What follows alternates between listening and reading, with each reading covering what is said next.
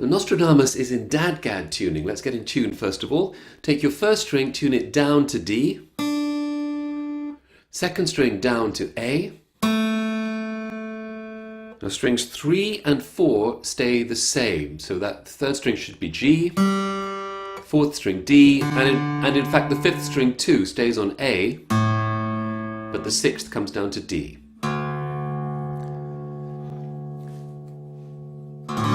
That's the sound of dadgad, and Al Stewart starts with the introduction like this.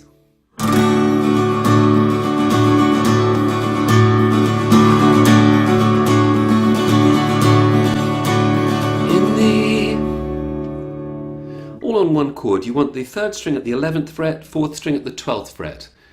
And Al Stewart is typically a very busy strummer, and he certainly is here. Here's a slowed down version of the bar that then repeats 4 times.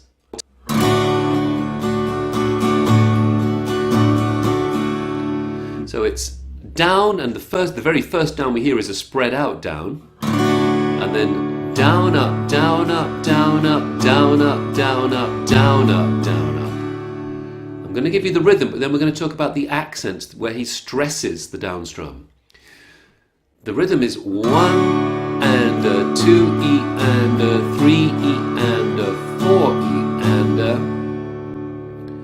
But the stresses are like this. They're on the 1, on the and of 2 and the 4. 1 and a 2 E and a 3 E and a 4 E and a... And he does it 4 times. So 1, 2, 3,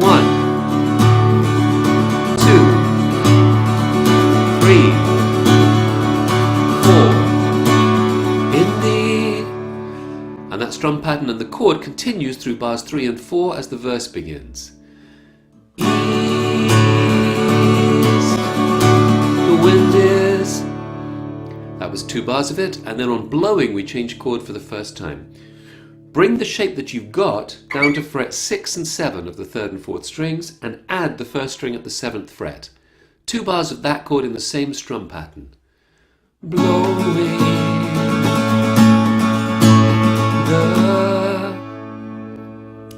And notice that my thumb is touching the 6th string here. I don't want the 6th string in that chord, so I'm muting that string. Now we go to a G chord in dadgad tuning, which is the 5th string, 2nd fret, 2nd string, 2nd fret.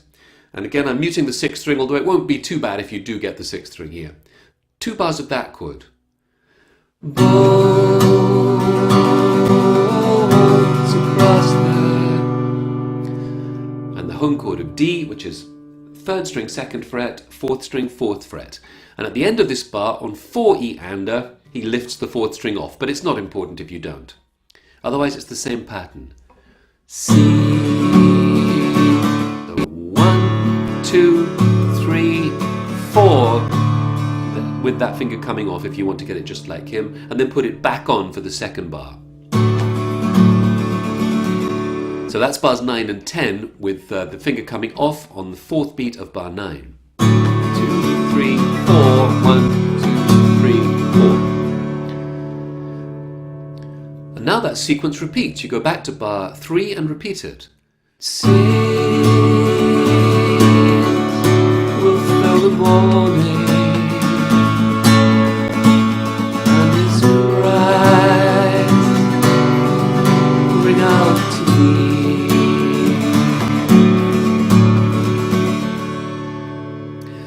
And that takes us to bar 11, where we get another bar of the full D chord and then a bar of the chord that actually is C9, but he makes it just by making what would be a normal C chord in standard tuning.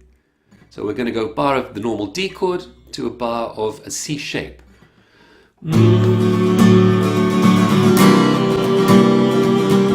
Notice that I emphasized and spread out that first strum of the C shape, because that's what he does.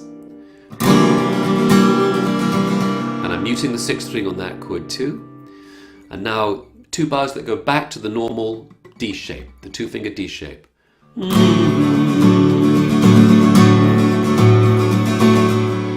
now at page 2, bar 15, where he plays 2 bars of D with the 4th string finger off. So just the 3rd string 2nd fret, which is a kind of a modal D chord, neither major nor minor.